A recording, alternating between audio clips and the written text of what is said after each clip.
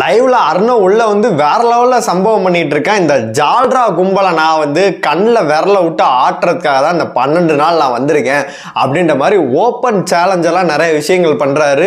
விஷாலை பார்த்தீங்கன்னா left right விட்டு பொழக்கிறாரு. நீ ஒன்று பண்ணிட்டு இருந்தீங்களா, லவ் பண்ணிட்டு இருந்தீங்களா அப்படின்னு சொல்லிட்டு அவரை பொறக்கிறாரு. இங்கிட்டு பார்த்தீங்கன்னா அருணை நீ சொம்பு தூக்கி டமுக்கு டப்பா அப்படின்னு சொல்லிட்டு ஒரு பேர்லாம் வைக்கிறாரு. வீட்டுக்குள்ள பார்த்தீங்கன்னா எல்லாரும் அவனை வந்து காம் பண்றதுக்கு ட்ரை பண்றானுங்க.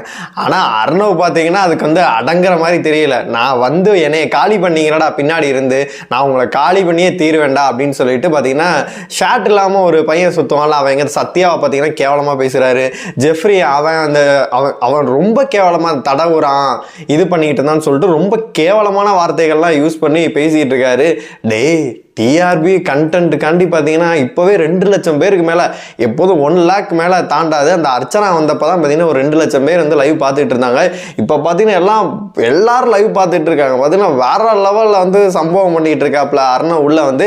இன்னைக்கு மொத்தமாக வந்து யார் வராங்கன்னு சொல்லிட்டு நம்ம முன்னாடியே சொல்லியிருந்தோம். வர்ஷினி, சுனிதா, தர்ஷா குப்தாவும் இப்போ வந்திருக்காங்க. அடுத்து சிவகுமார் வரப்போறாரு, ரவீந்தர், இந்த மாதிரி பார்த்தீங்கன்னா எல்லாருமே பார்த்தீங்கன்னா உள்ள வரப்போறாங்க. இன்னொரு திடுக்கிடும் தகவல் என்ன அப்படின்னு கேட்டீங்கன்னா, யாரு வெளியில போறாங்க அப்படின்னு சொல்லிட்டு இவங்க தான் முடிவு பண்ணுவாங்களாம். அதாவது வந்து மிட் வீக் எவிக்ஷன் வந்து இருக்கு அப்படின்ற மாதிரி சொல்லியிருக்காங்க. வர்ஷினி தான் அனௌன்ஸும் பண்றாங்க. என்னைய பொறுத்த வரைக்கும் ஓட்டிங் அடிப்படையில் வந்து முத்துக்குமார் வேற லெவலில் வந்து அன்அஃபிஷியல் ஓட்டில் வந்து செம்ம எல்லாரும் ஓட்டு போட்டு தள்ளுறாங்க.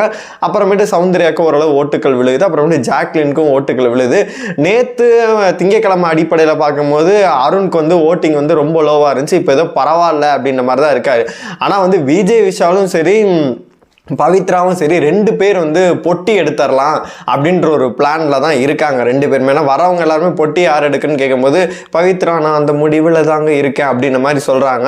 மிட் வீக் எவிக்ஷன் இவங்க சரி பொட்டி இவங்க 2 பேர் எடுக்க போறாங்க, இவங்களை தவிர வேற யாரை எவிக் பண்ணணும்னு சொல்லிட்டு எதுவும் பிளான் பண்ணாங்க அப்படின்னா அருண் தான் ஓட்டிங் அடிப்படையில் ரொம்பவே கம்மியாக இருக்காரு. அவர் இது எவிக் பண்ணுவாங்களா, அல்லது விஜய் விஷாலோ அல்லது பவித்ராவை எவிக் பண்ணிடலாம். ஏன்னா இவ்வளவு நாள் அவங்க வந்து வந்ததே பெரிய விஷயம்னு சொல்லிட்டு பவித்ராவை எவிக் பண்ணலாம் சொல்லிட்டு தெரியவே இல்லை. ஆனா தரமான சம்பவம் வந்து நடந்துட்டு இருக்கு. அருணை வந்து உங்க கண்ணில் விரல விட்டு ஆட்டுறதுக்காண்டா நான் உள்ள களை இறங்கியிருக்கேன், உங்களை நான் சும்மா விட மாட்டேன்டா அப்படின்னு சொல்லிட்டு பார்த்தீங்கன்னா வெறி கொண்டு வந்திருக்காரு அப்படின்னு தான் சொல்லணும். உங்களை பொறுத்த வரைக்கும் இந்த மிட் வீக் எவிக்ஷன்ல யார் வெளியில போனா நல்லா இருக்கும் நீங்க நினைக்கிறீங்களோ மறக்காம கமெண்ட் பாக்ஸ்ல சொல்லுங்க.